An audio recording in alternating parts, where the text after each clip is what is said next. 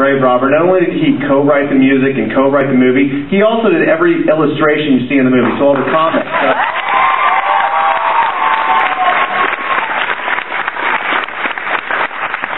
So we're just going to open it up to questions. So right there you go. Yes, I am drunk. Next question.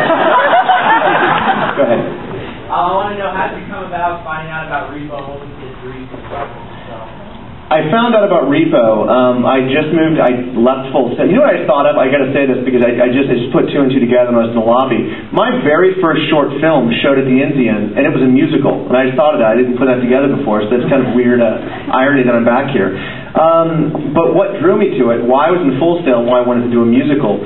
When I was growing up, Jesus Christ Superstar, Rocky Horror Picture Show, Tommy, these are movies that The Apple. These are movies that I just love because they were so different. I'll tell you why musicals, though. When I was in high school, I was a complete dork. I was beat up. I was laughed at. I still am beat up and laughed at a lot, but it was particularly bad in high school. And I didn't fit in any crowd. I was horrible at sports. I was horrible at academics. And then I got in the theater department. And when I got into the theater, they introduced me to Rocky Horror. And all of a sudden, I get invited into this weird community where fat kids wearing fishnet pantyhose and their fat thing out. And guys can wear makeup and G-strings and not be laughed at. And so finally, I'm embraced into a community that I can be a dork and not be laughed at. And it made me feel safe. It was the first time in my life that I felt safe. And I wanted to do something like that when I ever had a chance to. So after watching Rocky Horror for the first time, I said, if I ever have a chance, I want to make a movie like that. I want to do something that people can be weird, they can be laughed at, well, thank you. So that's where everything came from. It came from wanting to do something that reminded me of what made me feel safe. And Rocky Horror made me feel safe. You make us feel safe. Well, thank you very much. Another question. Weirded out, all right, good times. Yes.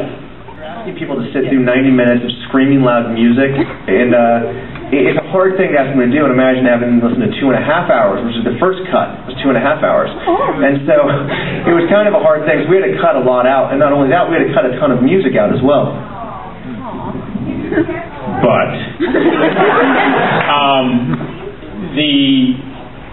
as most of you I hope know, the soundtrack is currently available.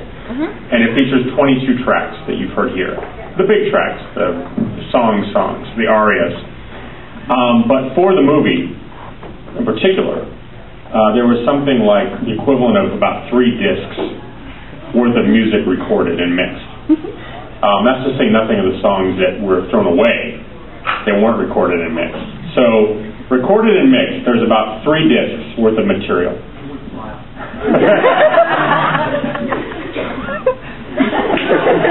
Back, I saw that face.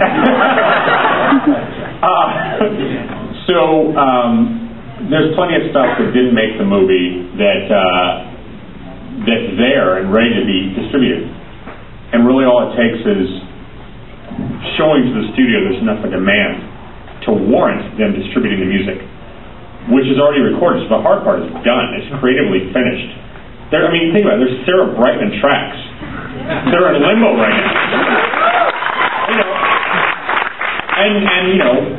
Whatever you feel of her, there's a Paris Hilton track. It kicks ass. It's in limbo right now, and we want nothing more than to release it. So that's part of the additional stories and music that exist. Some of it will.